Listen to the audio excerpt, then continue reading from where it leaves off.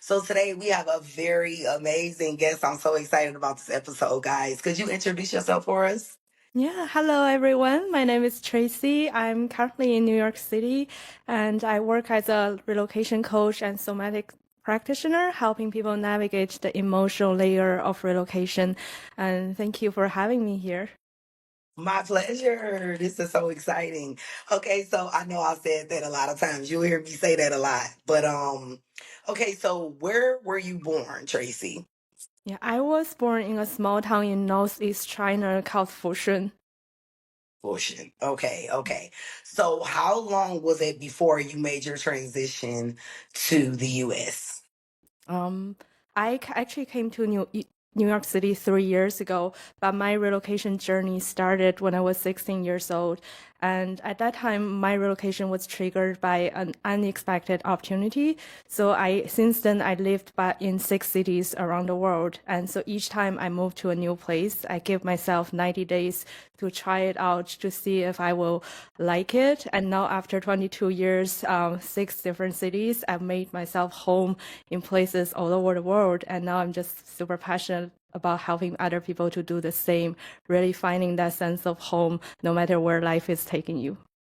Wow, six different places. So could you give us some insight on those six different places and like what led to like each one? You don't have to go into deep detail if you don't want to, but those places, and you don't have to name all of them, but just give us a little insight about those places and your transition through each. Yeah, absolutely. So at 16 years old, I went to Shanghai for high school and I stayed in Shanghai for almost 7 years. And then I moved to Hong Kong for my master degree. And when I moved to Hong Kong, I really loved the city. I felt this is the place I want to spend the rest of my life in. But life took a U-turn when I was 29 years old. At that year, I was going through a lot of major life transitions, including financial loss, a divorce, and death of my grandma. So basically, everything was falling apart. And at that time, I just thought I really needed a new beginning. So I want to go somewhere else, but I don't know where to go. Especially a lot of country, you would need a visa, and you may have to find a job there or study there. So I talked to one of my friends, and he kind of just suggested Canada. He said like it's really easy to get a permanent residency in Canada. You're qualified. All you need is like 3 years working experience. You got your master degree. You speak English. And I was a little bit skeptical when I heard that, but I was open to try it out. And eventually, I got the permanent residency. So I decided that I'm gonna go to Canada. Wow. And how was it in Canada? I feel like Canada is so similar to the US to me in my mind, right? Only because I'm an American. But how was your experience in Canada? Yeah, I thought Canada would be similar to US too, but at that time I didn't know what it was gonna look like or feel like. I'd never been to Canada. I thought I was gonna try it for 3 months to see if I would like it or not. So when I first got there, I would say I didn't dislike it because it was summer and I went to Vancouver first. So I stayed in Vancouver and the summer there was really nice. Nature and local people are quite friendly. And Mhm. but after the summer passed, like that was when things got brutal. I began to feel like the weather changed, like there was a lot of rain, and also a lot of the grief I hadn't processed in Hong Kong came flooding back to the surface. So that's when I began to enter from that honeymoon phase to this really low point, and where I began to feel a lot of emotional ups and downs. Mm. And I think that that's something that takes place that people don't want to openly speak about. And that's the thing that I feel like they do here, especially with Thailand. I think everybody romanticizes living abroad. And then it's like you get there and you're still in La La Land until you get over the honeymoon stage.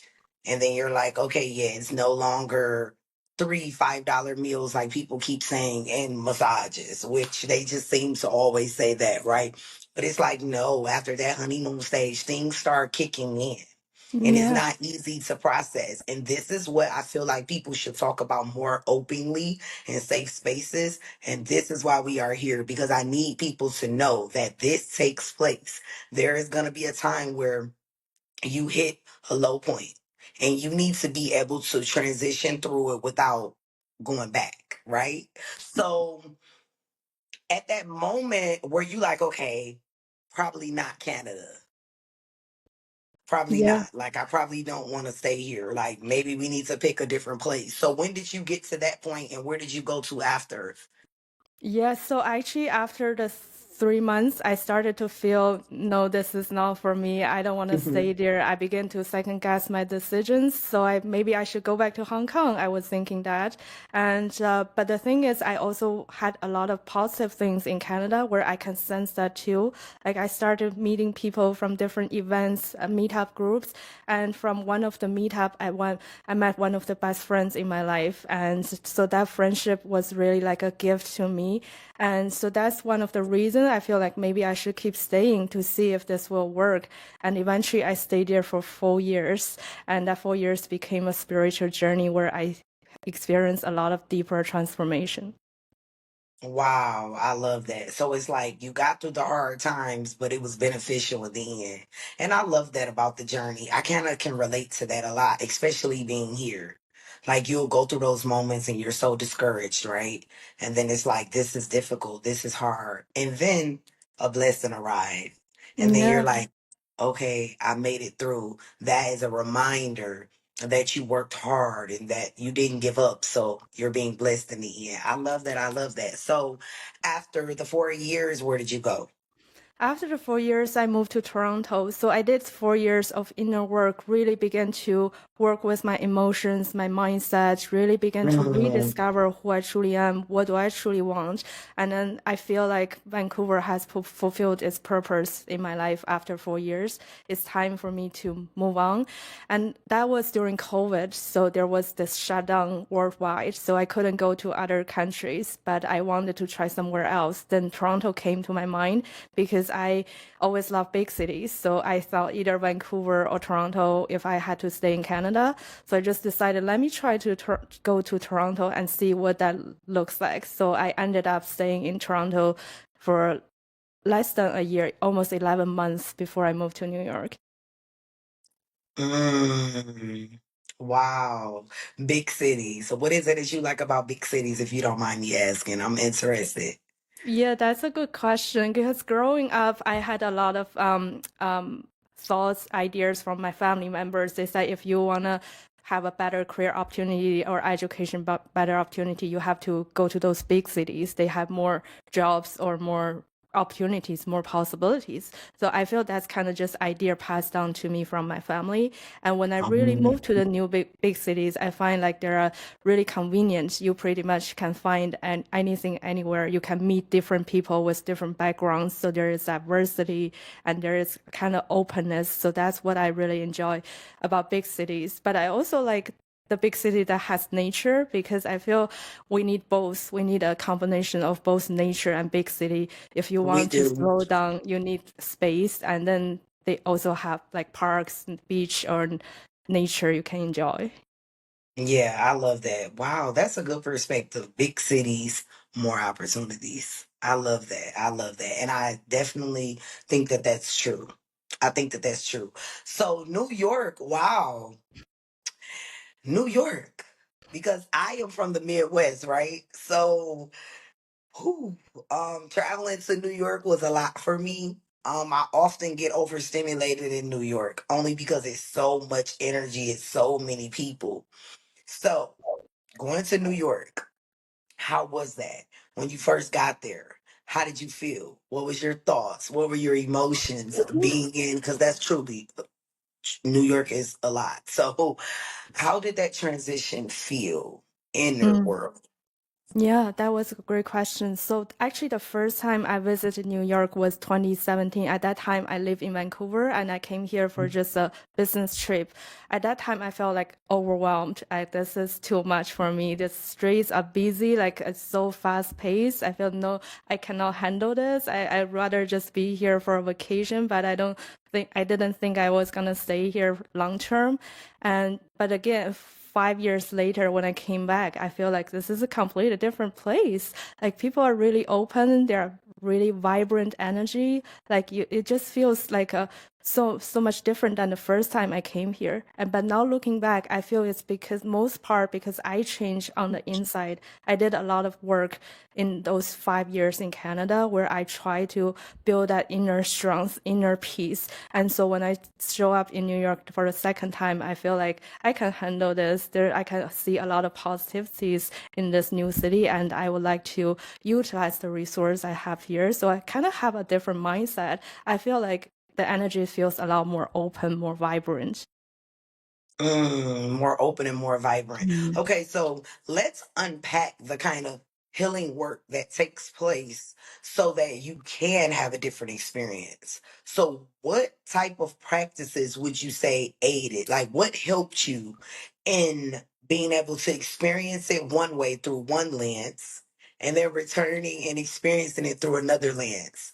What type of practice and activities did you use to help you when you did do that inner work back in Canada? That's a good question. So what I did, I start with mindset work, just like traditional talk therapy. You understand how you think, where your beliefs coming from, and that helped me have a lot of self-awareness. I understand what the issues are, what I need to work on, but somehow it didn't move me forward. I still kind of feel stuck in emotionally, and until I discovered somatic healing and breath work. So this is more like a getting into our body, because a lot of those emotions we experience from relocation, such as stress, anxiety, grief, they all live in our body. They have been stored in our body maybe for a long time, and relocation just kind of triggered that part of us. And so Mhm. what I did is really allowing myself to be with those emotions, process them in my body using breath, sound, somatic movements. And really through that process, I began to feel like lighter, feel more liberated. And that's how I began to feel this transformation from the inside out. And once this inner transformation happens, I begin to see the world differently. I feel Vancouver is a different place and Toronto is different. New York is different. And Mhm. so I feel that's the magic when that happens, because when you have that change on the inside, it's gonna show up in your external reality. It definitely is. And let's unpack what takes place internally, right? Okay, so obviously we get in a mode where we have to realize that the survival has to be turned off. Because I feel like a lot of us in our countries, because that's why people leave their countries, regardless if anyone believes this or not, for our viewers that's watching, you get to a point where you no longer want to be in survival mode. Mm. So the body, I love how you spoke on that, because like with with what I do in my mentorship, I teach about the obviously identity shifting, right? And with identity shifting, I talk a lot about feeling safe in the body, because that's what we don't feel. And this is why when you feel safe, you can go anywhere in the world and it can feel like home, because that's what you said. You said, I can go to these different locations and you felt some sense of home. And that's because at some point, when you did all of the healing that you did internally, you allowed yourself to start feeling safe within, because it starts within. And I love that you touched on that, because I feel like people forget all about that. All they think about is logistics, passport, visas. Oh, I got to do this. I got to do this. But the mindset work has to be done, or you'll just go recreate the same life just in a different environment. It won't be fulfilling though. And then that's why most people move back home within 2 years, Mm. because something does not click, right? And you keep reliving the same life. You're just in a different environment. So I love how you spoke about the body and doing the breath work, because I do a lot of like meditation and stuff. I fell asleep to my meditation last night, and I feel like when I got here, I was like, listen, if I'm gonna be here doing this, I gotta meditate every day, because it helps me embark these experiences so that when I'm going through them, I'm not like losing my mind. Like, can I really do this? Oh my God, I want to go home, because I have some type of inner peace, Mm. because that's what the meditation does. How you talked about the breath work and all of that. That is what I feel like more people should be practicing. And anybody that's watching, definitely try these different things, try these practices, incorporate them in your everyday life, and this will help you throughout your journey. You agree? Yeah, absolutely. Everything you said just resonated with me so much, especially the safety piece, because so often when we just relocate to a new place, we don't feel safe. And it's not because something happened. It's just simply because we didn't feel safe internal. Like being in a new environment, there might be this fear of uncertainty. And so that's very normal. And so what breathwork or meditation, any mindfulness practices help is to create a sense of safety in our body. So really, it's not just physical safety, it could be emotional safety, relational safety, and that's all start within you. Once we build that sense of safety within, you will show up in the world as a different version of yourself. It's so much easier to meet new people once you have that emotional and relational safety as well. This is not just adapting to a new place. It's also going to help you build community, attract like-minded people, or find even career opportunity that's really aligned with who you are. Absolutely. I love it. I love how you put that. I love how you put that. That's so true. So let's talk about visas. Now, for you and your experience with visas and immigration and that whole process, how was it getting a visa in America? Because this is something that I'm sure a lot of people will want to know a different perspective about. How was that experience for you? Yeah, that was kind of interesting for me too, because I really didn't have much high expectation back then. People keep telling me that it's really hard to get a visa here. There are lots of standards. Basically, you have like a winning lottery, something like that. So I was thinking that was fine because I wasn't super into like moving to US at that point. I thought I'm gonna stay in the US for 3 months and then I would go to Europe. So I came here as a tourist in the first 3 months. I didn't really apply visa. I just want to see if I will really like it or not. But after 3 months, I kind of feel like this is the right place for me, at least at this stage of my life. So I decided to apply for the visa. And actually, it's easier than I thought. Maybe because I had really like my expectation was different. So I didn't assume it's going to be easy. So when actually I started doing the paperwork, it didn't really overwhelm me because I was kind of prepared that mentally and emotionally. I kind of expect that things will be a little bit difficult. I love that. So, how long typically would you say that it takes to get a visa for anyone that's possibly watching and might be thinking about coming to the US? How long was the process from filling out the application, actually receiving your visa?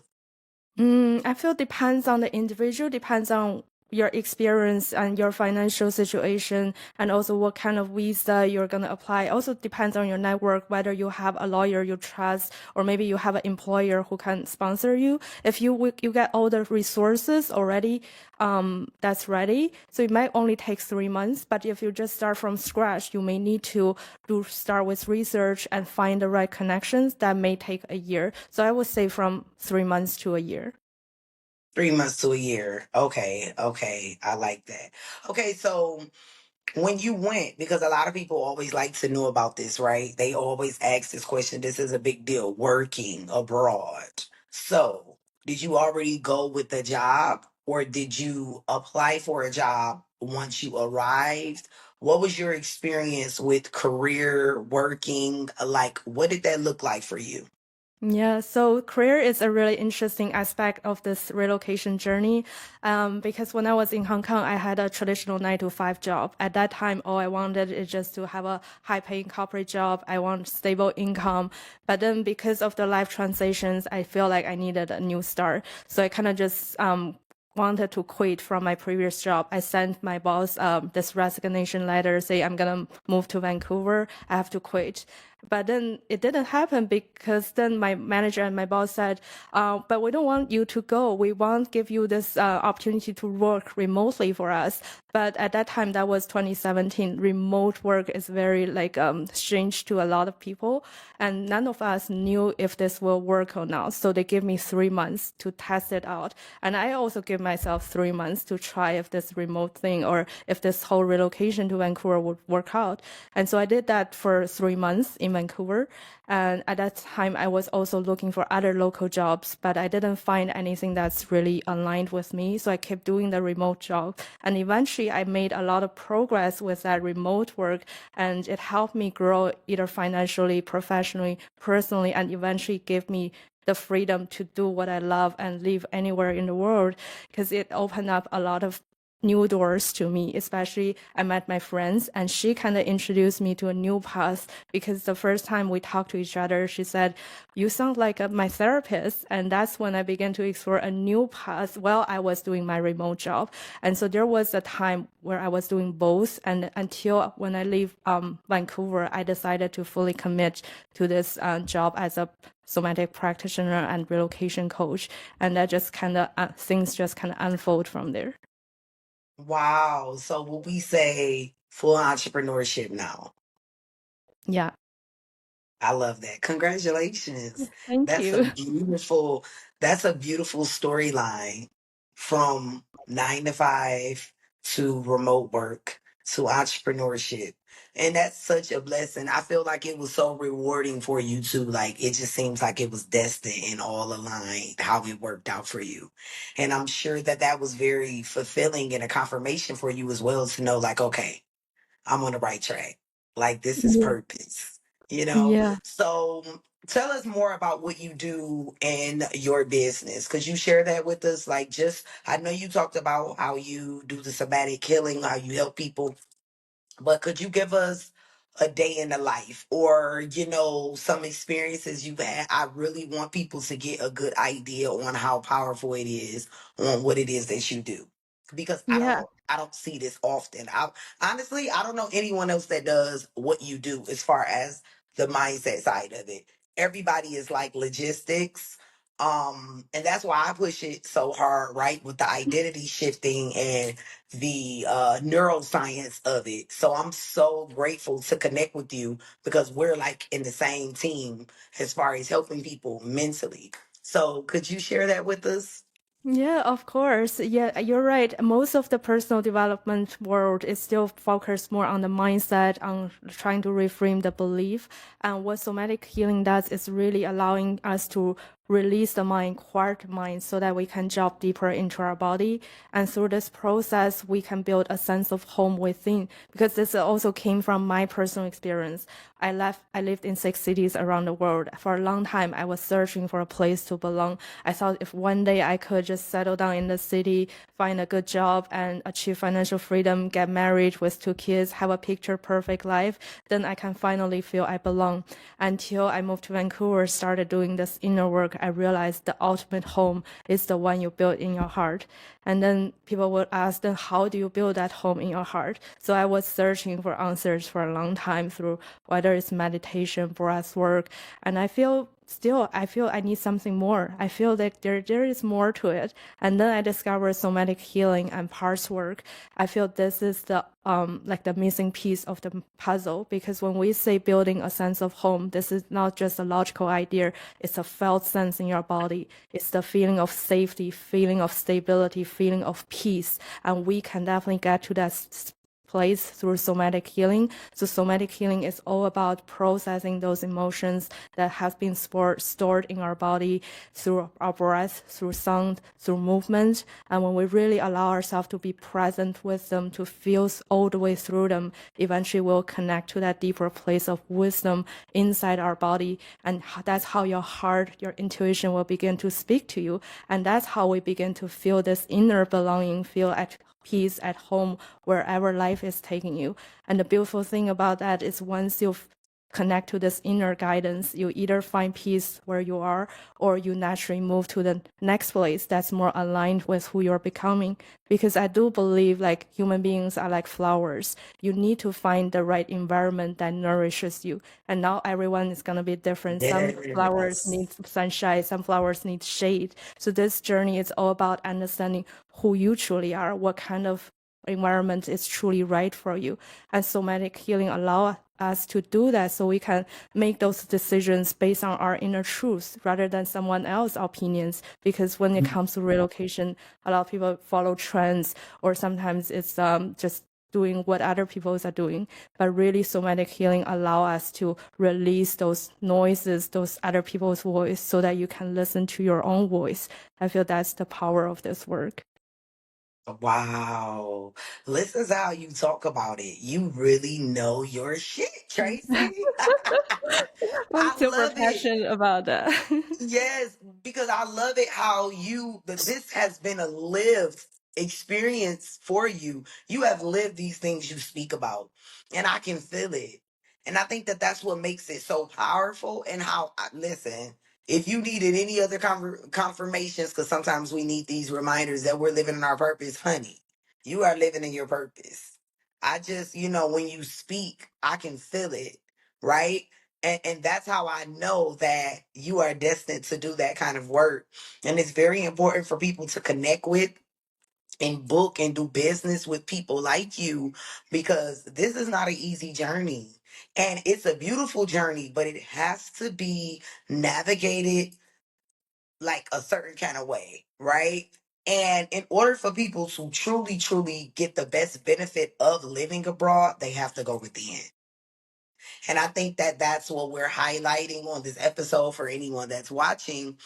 That's the pivot. That's the point. That's what we are putting out there for everyone that's watching. You have to go within. It's not just about running or escaping. You're not escaping or running from anything but yourself. And one day you're going to have to face yourself. So it's like go within, do the inner work so that you don't got to keep running. That's just the moral of the story. Okay, so community abroad. What does that look like for you? Living in 6 cities, living in New York currently right now. What does community look like as someone who traveled and live abroad? Yeah, so that concept also has changed a lot throughout this journey because when I was younger, I moved to these cities for just better education, career opportunities. I just naturally meet people through school or career or job. So it feels natural to me. Community maybe just means the people you know, maybe you're doing the same work with. And then things began to change when I moved to Vancouver because I started remote work. I didn't know anyone locally there. I had to build my new support network. That feels really, really difficult for me at that time because I had to step outside of my comfort zone. That was the first time I began to connect with people who are not my classmates or not my coworkers. And I started to meet people through meetup groups. At one time, I went to this meetup called It's About Spirituality. At that time, I didn't even understand what that means, but I just was curious. And I was not looking to meet anyone. But in the end, I met two best friends of my life from that meetup group. First time I met someone who truly sees me. They see my heart. They see my soul. They saw a lot of things I didn't even saw myself at that time. So that was the first time I feel that true connection in my life. And I'm always forever grateful for that. So that's when I began to develop true meaningful connections after I moved to Vancouver. And then moving to Toronto to New York, I feel it's a lot easier to build the sense of community because I already did a lot of inner work. I began to connect with myself first, and then I feel things will begin to show up in my external reality. I remember the first time I came to New York for the first 3 months, I met 15 people in that 3 months. A lot of them already become my friends, so that never been easier for me. Wow. And I love how it just grew over time. You were Yeah. like, yeah. And yeah, I do agree also that community is the people that you meet from doing different things, right? Because I know like for me, I am friendly, but to an extent, because I have like a very different, unique kind of energy, very sensitive to people, right? So I have to really be careful with just connecting with anybody, but Mm. anybody that I do connect with, like those are my people. Like I love them Yeah. wholeheartedly and I'm staying connected.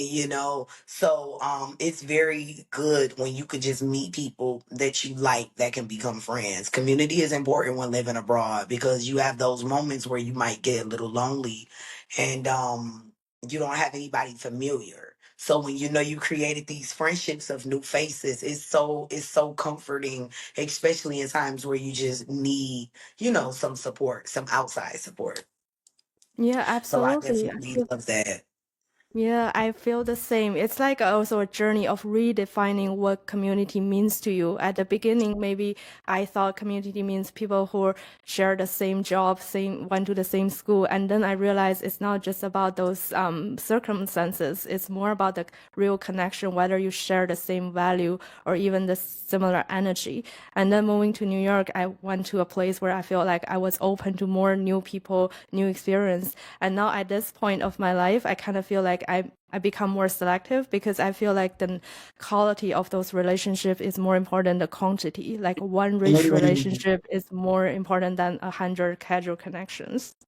Yeah, that's what I was just saying. Like maybe a couple good friends is like all you need. And I'm content with that.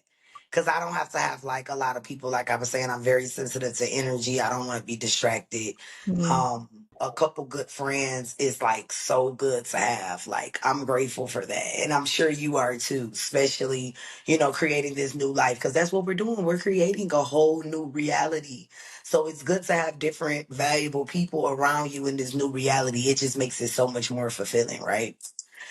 Okay, so my next question that I would like to ask you is when you live abroad and you might ever come into anything as far as a medical like sickness or anything like that, what is your experience with medical care? When you first started, did you have like travel insurance?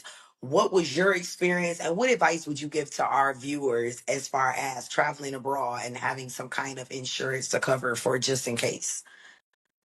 Yeah, definitely, because that's about your health and safety. That's the foundation of everything. And in my experience, I think I was pretty lucky. I didn't have anything major. There are some minor issues. I had to go to the clinics, and so it takes time to find a good doctor or even a dentist. Right? Every country has different situations. Like in Hong Kong, we have both the private hospital and the public one, so you have more options. And if you find a local job there, then the employer will usually offer insurance that can cover that. But if you're traveling to somewhere along, like Canada was still okay because it's they have free insurance to their citizens.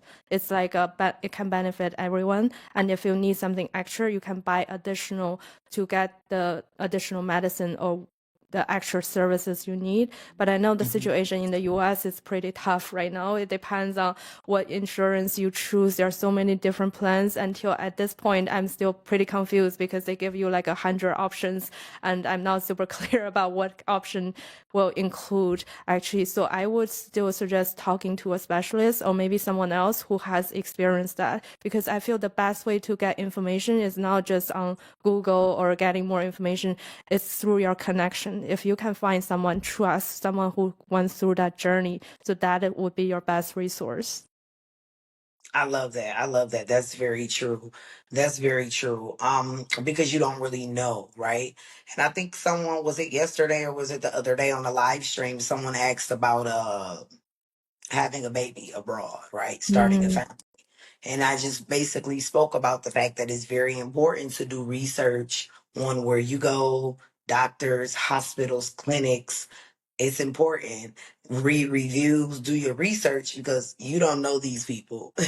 So you have to yeah. make sure that these are good quality spaces that you're going to be going to that's going to be taking care of you and your livelihood. Like it's a lot that goes into that. So I love how you said consult with someone or use your resources. Use who you know. Ask around. Ask the people you know. What insurance do you use? What doctor do you go to? Right? Mm. So that's a good one. Okay, now I want to unpack like housing and living, right? So what was your route as far as finding housing when you first started till now? Did you have a certain websites that you went through? Did you just use your connections? What was your experience with housing abroad? I had an interesting story on that. So before I moved to Vancouver, I wasn't sure if I could find housing because local people said you need the credit score, you need to have a job. I didn't have any of that. I didn't have any reference either. So I started with an Airbnb. That one you could do like 1 month or 2 months, and they don't need those evidence. But during those 1 or 2 months, I began to search online. I used like Craigslist, and then I find a lot of agents. They said you need those paperwork, otherwise we can't rent you anything. But I just keep looking. Sometimes I contact to that landlord directly. I find really one landlord who was really, really friendly. The moment we met, we just clicked with each other, and they were a lovely couple. And they said, we're gonna rent this apartment to you. And especially I had my 3 month plan, so I thought, but I may not be able to stay here for a year because a lot of them need long-term commitment. And they were also flexible. They said, we're gonna rent this to you for 3 months, and if you like it, we can keep this contract going. And eventually I stayed there for 4 years. And during those 4 years, they didn't even raise their price. And we just signed a contract for the first year. Even for the last 3 years, I just keep paying their rent because this whole relationship is built on trust.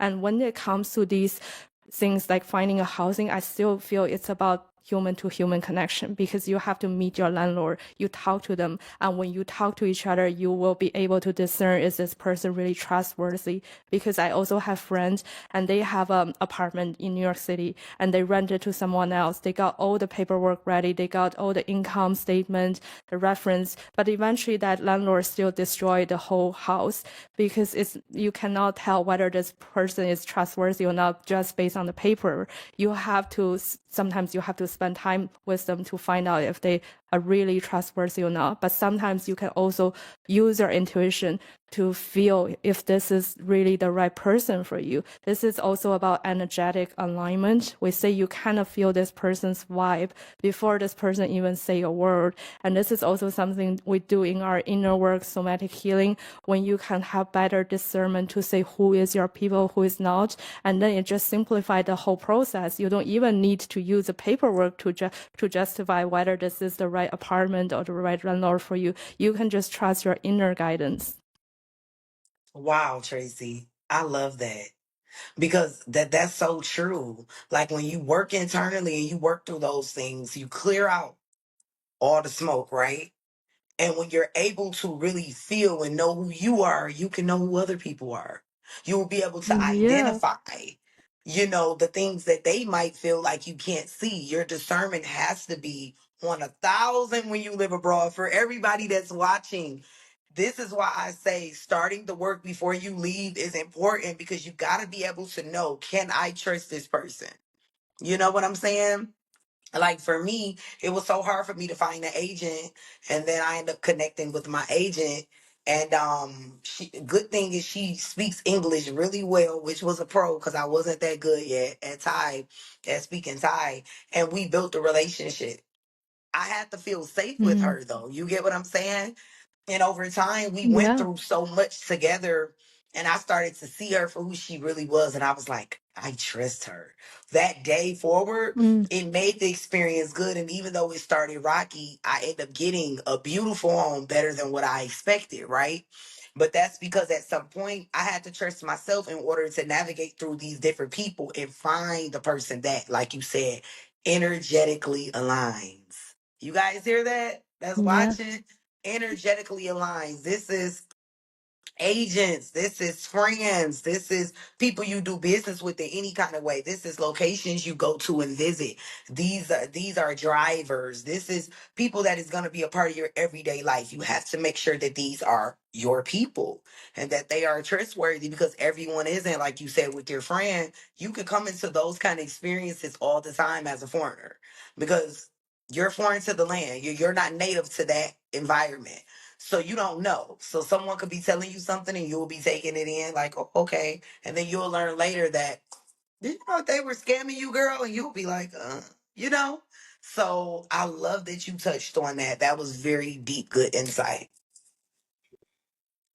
Yeah, thank you. And especially, I feel every questions we talk about so far, whether it's visa, healthcare, or housing, it's all about the connections you make with those people. If you can find a good lawyer, then the visa thing would become a lot easier. And if you meet the right landlord, then the housing problem is solved. So what's underneath all of these logistic issues is actually your ability to discern who are your people and who are not. Absolutely. Absolutely. Okay, let's go into culture shocks. So when you first started your journey, I'm sure there was a lot of things. And I'm sure even now, because I feel like no matter how long you live abroad, you're going to always come into these new feelings of things that you're like, okay, this is new. I got to process this. What would you say culture shocks? Can you give us maybe 2 to 3 culture shocks that you had to navigate through and grow through? Yeah, absolutely. I feel the biggest one was definitely my relocation from Hong Kong to Vancouver. Because when I was in Hong Kong, I feel people there very much focused on success, achievements, wealth, financial freedom. And so that's what the value is. And then when I moved to Vancouver, I feel people have completely different values. People value nature, community, relationship, love, compassion. I feel that's like a huge difference for me. But what that does is really help me release a lot of those old identities that no longer serve me. Because when I live in Asia, I always feel like in order to be worthy, I had to prove myself by getting a good college degree, have a good corporate job, getting married with kids, all those cultural conditionings. But when I moved to Canada, I feel like it really gave me a lot of mental and emotional space to just rethink, rediscover what truly matters to me, regardless of what other people want out of you. So especially being around by nature, being in that quiet space, it gave me a lot of time and space for self-reflection. That's how I began to shed, release, let go, and rediscover who I truly am. What do I truly want out of life? And there are like 4 years time where I was living in this in-between space where I feel like I don't connect to Asia anymore. But I also didn't feel like I fully belong to Vancouver or Canada. I always feel like something is missing.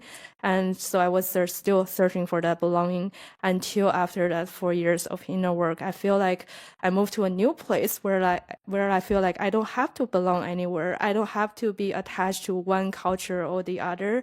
I can embrace all of them, accept different aspects of that, and also have my own personal identity. I'm a global citizen. I don't have to be attached to one place. And that just gave me more perspectives and more capacity to understand those differences.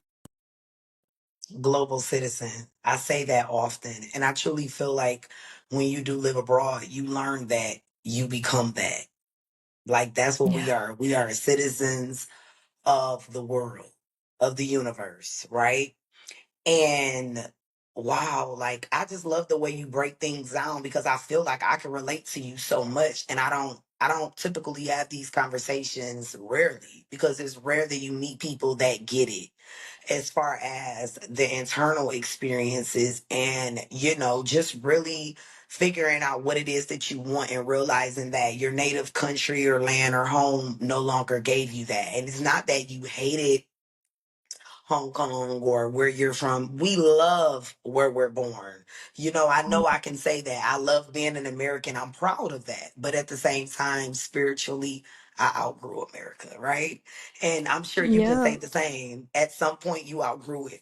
Another thing that you touched on is I love how you can give a perspective as being of an Asian descent, right? I love how you gave us a different perspective on what you felt because I feel like when people like because I feel like we're kind of like switch roles, right? I feel like being here, people highlight peace and not saying that Thailand or Southeast Asia isn't that, but I think that people forget that the people here work very freaking hard, right? Mm. And I see it. So while everyone else is like, oh yeah, this is just a great place. People only care about massages and relaxing and I just literally told someone, I'm like, I realize that these people work their ass off.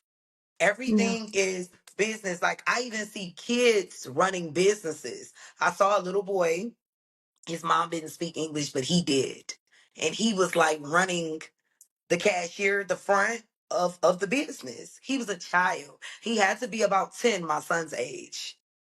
And I realized that, the children here are put out early to get into business and to do business. Mhm. So as Wow. it would be, a great thing in this culture, in America, we're looking at that like, wow, that's impressive. But like you expressed, you wanted to be seen more outside of the ladder that you had to reach as far as business or working wise or how hard you could work it's so much more to life than that. And that's why I said it's kind of funny. I feel like we like switch roles because that's the same way that I feel in America. Like we're taught that if you don't like graduate from college and have this nice ass job, nice car, nice house, you know, I sold my home to move abroad. And everybody thought I was nuts because in America, that's looked at as an amazing, like, you own a home. Wow. Like, everyone's like geeking that up. That's the best thing. But I was willing to give that up to be Mm. internally fulfilled and Mm. find my home within because my home was never owning a home. My home was always inside. And it took for me to Yeah. release something that, you know, people saw me as a hierarchy because if you have ownership, you're up here in America. That puts you at the top of the ladder. But I was willing to release that. And people think I'm nuts. But I love how you explain, like, there was so much more to you working hard. And I love that on this episode, we can give a different perspective as far as like culture wise, because I think that people are kind of delusional on what really takes place in different Yeah. cultures. And and I'm not saying that here in Thailand or any other Southeast Asia countries that there's not internal peace because I feel like it is, but then I can also see that most people overwork. I have many Thai friends. Every time I talk to them, they're hustling, making that money, and I'm like, okay, remember to get a, you know, relax, get a break. And sometimes they're like, I don't know what that is. Like I can't take a break, you know? So I love how you gave Yeah. that different perspective on like culture because I think that people need to hear that and they need to know that. Like you needed more than just working hard. You need to be able to find yourself, to love yourself, to really get in tune with yourself and your internal world. And you can't do that when you're always working and aiming for something outside of you. You get what I'm saying? So I love that. Thank Yeah, you for sharing absolutely. that. Of course, that I can definitely relate to that because so often we walk into this postcard version of a place. We see the beautiful pictures on social media. We thought that place must be so amazing, but we don't really see what's behind the scenes. So that's why sometimes we have really high expectation before we move to this new place, and then once arrive there, things are not the same as what we imagined. That's when we feel like a lot of frustration when we experience those culture shock and see the differences. And what really works great for me is learning to surrender. So this means really having Mm, that beginner's mind, approach every new experiences with curiosity, with openness, and surrender to whatever comes your way. And that just makes this journey a lot easier. it does. Surrender. So for everyone that's watching, please listen. Surrendering. If you're thinking about living abroad or if you already live abroad, you might have clicked here and you might be watching for a reason. You might have been sent here for a reason. And just hearing that could help you surrender.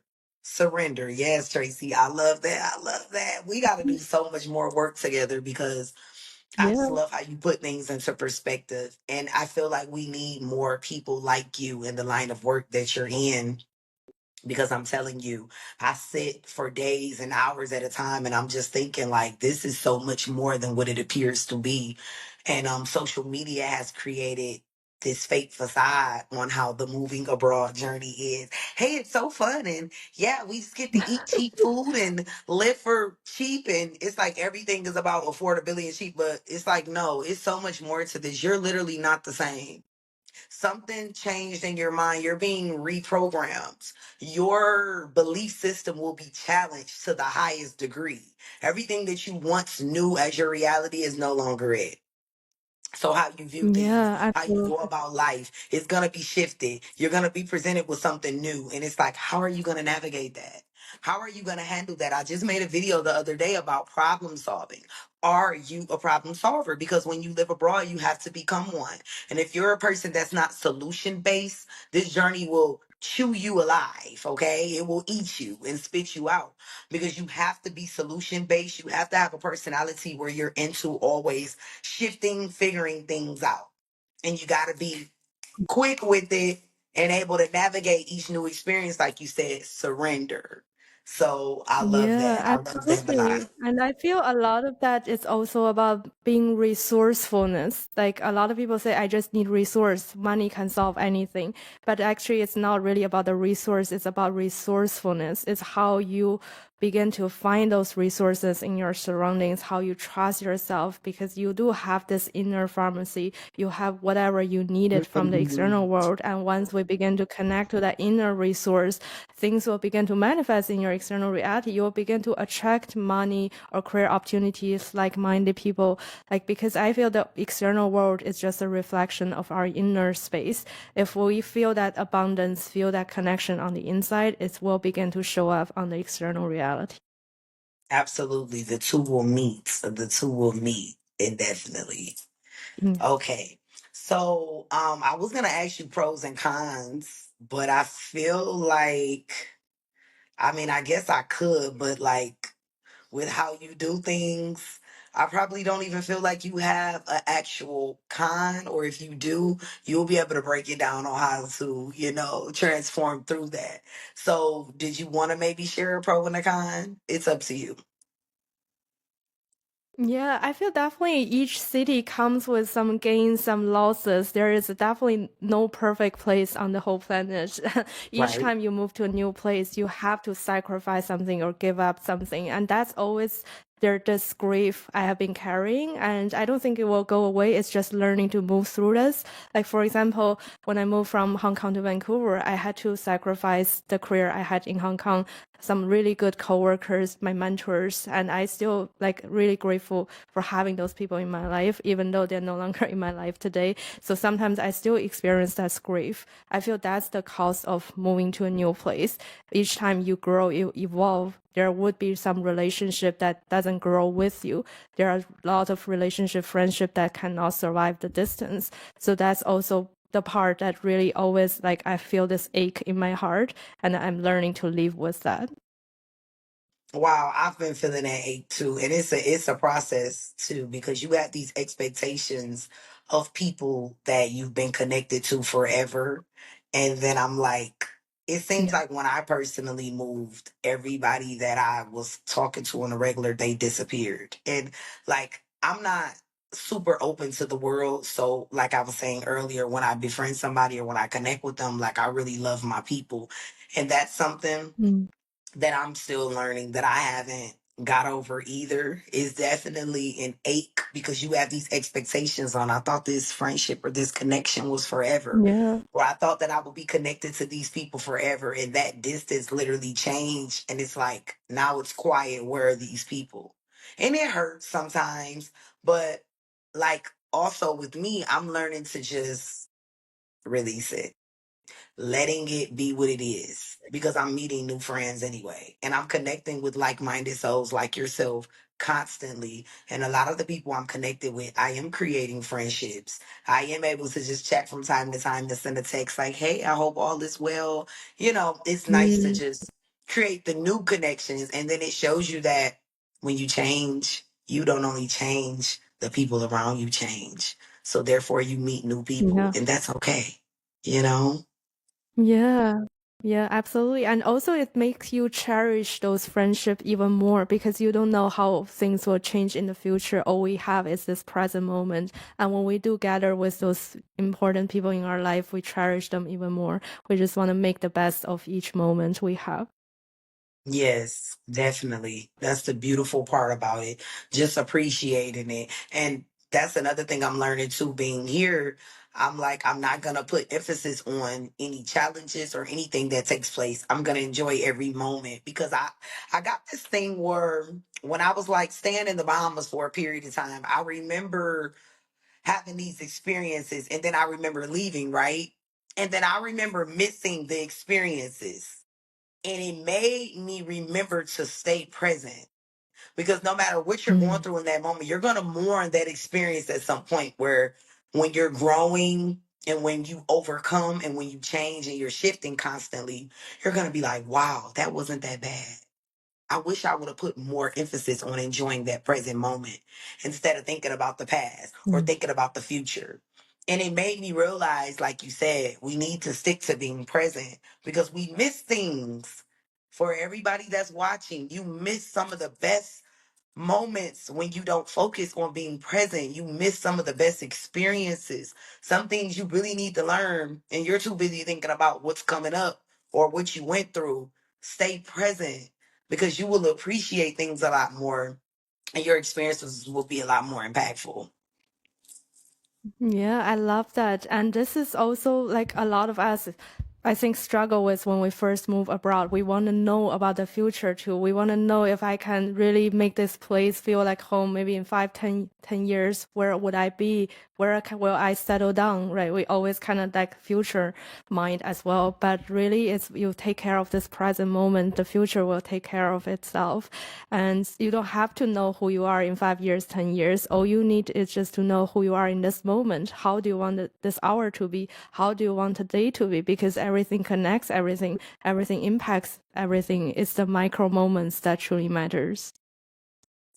It is definitely matters. Okay, so if someone contacted you and they were like, "Hey Tracy, could you give me advice on the steps that I would need to take to move abroad so that I can have a good experience?" If they were like, "I don't want to go through anything, like I really want to do this because they think that this is going to free them or they're escaping from something and they wanted your advice on how to start the journey of life abroad," what advice would you give to them? What would you tell that person?